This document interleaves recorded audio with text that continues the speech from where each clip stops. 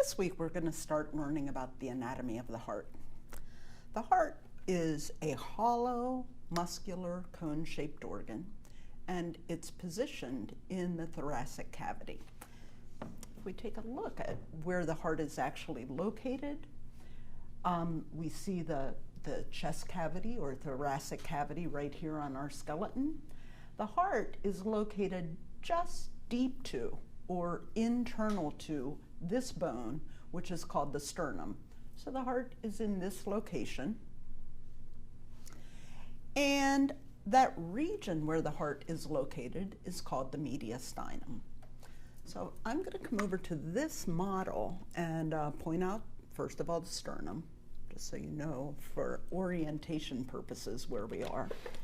And then I'm going to take the front wall off this model, and we can see the heart peeking out from between the two lungs where its normal position is in the thoracic cavity. I have our textbooks open to a picture which is showing you the position of the heart in the thoracic cavity. And you can see that the heart is enclosed by a membrane layer that's called the pericardium. And if you look closely, you'll see that the lungs are also surrounded by membrane layers. This is very common in the body to have internal organs surrounded by membranes, which help to anchor the organs in position and protect them. The specific membrane layers that surround and protect the heart are called the pericardium. So, the heart is located in this region of the thoracic cavity, surrounded by the pericardium, which is not present on our model. And if we remove the lungs, we get a better picture of the heart's location. This region where the heart is located is called the mediastinum. And we can see that not only is the heart in the mediastinum, but these big blood vessels that enter and leave the heart are present in the mediastinum. In a human, we would expect to see some glandular tissue positioned just over the heart. That glandular tissue is the thymus gland. And also here in the mediastinum, we would see nerves and lymphatic vessels. And if I remove the heart, I can see that there are other structures that are in the mediastinum and deep to or more internal to the heart. Specifically, this blue and yellow structure is representing the trachea.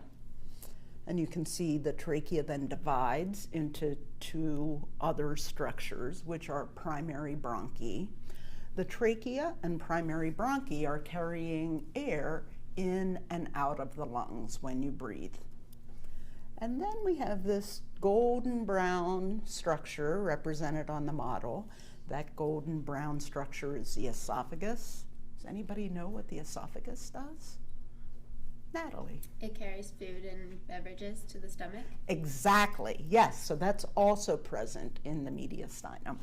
Now, if I take a look at this model, you can see that the people that developed this model actually included the trachea and the esophagus on the model. So you can see that, you know, as the heart is in position in the thoracic cavity, those structures are passing posterior to the heart itself. Okay, so now that we know the location of the heart in the thoracic cavity, it's a good time to start thinking about the internal structure of the heart so that you have a better sense of how the heart can function as a pumping organ. And I want to use this model to describe a little bit about the internal anatomy of the heart. I'll use it because it opens up so that we can actually see what's going on inside the heart. Now, if I look at this, what I see is that there are four different compartments in the heart, and we call those compartments chambers.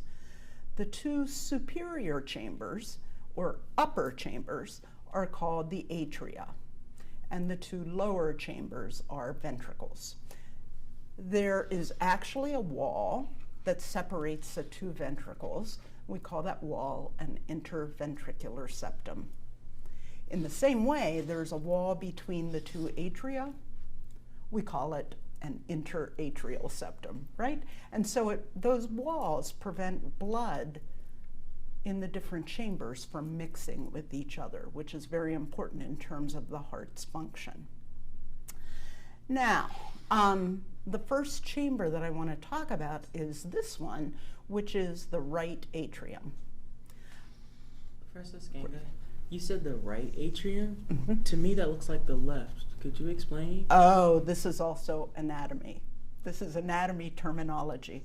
When we refer to the body, we refer to all of the positions and locations in the body using anatomical position as our point of reference. And so, point out for me where your left hand is. Let's everybody raise their left hand. Okay, you can see that the hand that I'm raising is my left hand, but it looks like it's on the opposite side, right?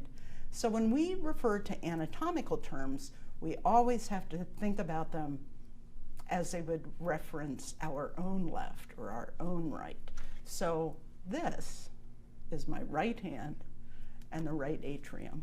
And if I held this heart in front of Stephanie, she would agree that that's right, okay? So that was a really good question, and it's very confusing for people as they start to learn anatomy to keep left and right oriented properly. So we have the right atrium, and the right atrium receives blood that's returning from various parts of the body. The blood coming back to the right atrium is deoxygenated. Now, does that mean, do you think, Stephanie, does that mean that it doesn't have any oxygen in it at all? I think that there's some, but not as much if there was oxygenated. Exactly. Deoxygenated blood still does contain some oxygen, but we call it deoxygenated because the blood is not carrying as much oxygen as it could. The reason it has lost some oxygen is because this blood has been out through the tissues of your body, and those tissues have taken up oxygen to use them in their metabolism. So we have 3 vessels that are carrying deoxygenated blood back to the right atrium. We can see the first of those vessels right here. That is the superior vena cava. Now, who has some idea of what the superior vena cava is doing?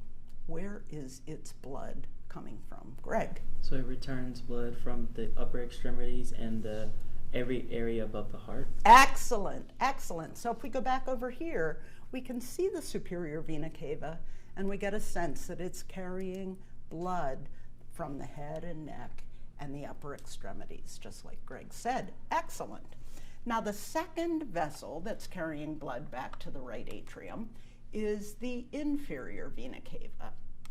Where's that blood coming from? Steph?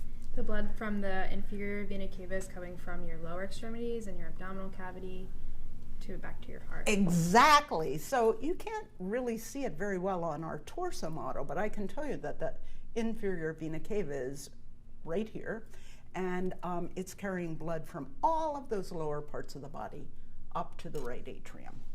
There's one more vessel that's carrying blood to the right atrium that you can see right here on the back of this model. That vessel is called the coronary sinus, and it's actually carrying blood that has been circulated through the coronary circulation. Has anybody heard that word coronary in terms of blood vessels before? Steph? Does that mean it's supplying the heart? Exactly. So this blood that is being carried into the right atrium by way of the coronary sinus has been out through the blood vessels that supply the wall of the heart itself. And now that blood is deoxygenated and it's coming back to the right atrium. Now, after blood flows into the right atrium, then it passes into the right ventricle. the right ventricle has the job of contracting to pump that blood out into this big vessel, which is called the pulmonary trunk. What's the pulmonary trunk doing? It's supplying the lungs with the blood. Yes, so this is the vessel that carries blood into the pulmonary circulation. So this blood is going to go out to the left and the right lung, and when it passes through the lungs, it's going to become oxygenated. You'll notice that when we talked about the superior and inferior vena cava and the coronary sinus, that each of those vessels that I pointed to was a blue vessel. Any vessel that carries deoxygenated blood is represented on models in a blue color, and that's because deoxygenated blood has a very dark red, almost purplish color in your body, and so that blue color reminds us that that vessel is carrying deoxygenated blood. Oxygenated blood, in contrast, has a bright red color, and so any vessels that are being represented on models that carry oxygenated blood are always going to be bright red in color. So think about this for a minute. We've got this blood that was carried through the pulmonary trunk out into the pulmonary circulation. And when it passed through the pulmonary blood vessels, it picked up oxygen, right? When that blood comes back to the heart, what color will the vessels be that carry the blood back to the heart? Red. Red, yes. And so we can see back here the vessels that are carrying blood back to the heart. We have pulmonary veins, and they are represented in red on the model. They're carrying oxygenated blood from the left lung and the right lung back to the left atrium.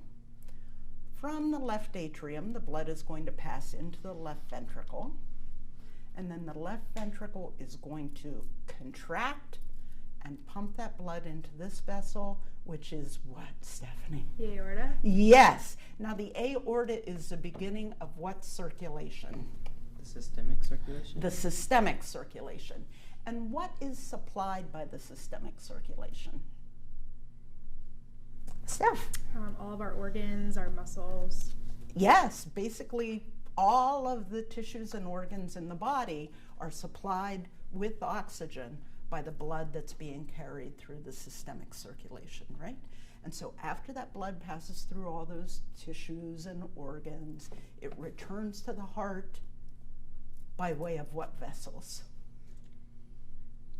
Yes, Natalie. The superior and inferior vena cava and the coronary sinus. Exactly. So all of that deoxygenated blood will then return to the heart, specifically to the right atrium, by way of the superior and inferior vena cava and the coronary sinus. Excellent.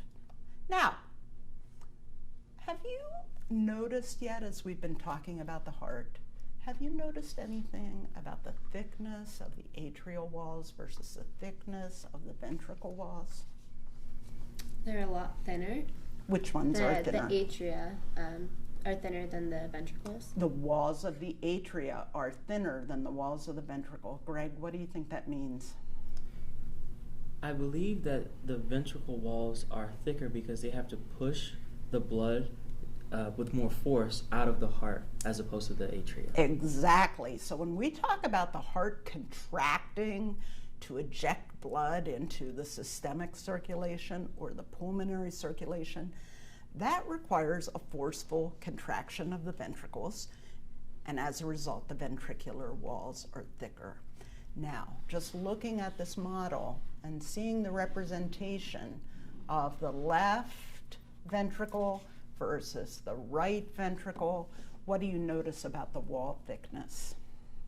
Steph? The left ventricle wall is thicker The than the left right. ventricle has a much thicker wall, and so that tells you That must be pushing harder, working more to get the blood into the system. exactly. The left ventricle has to contract with more force than the right ventricle does in order to get blood ejected from the heart.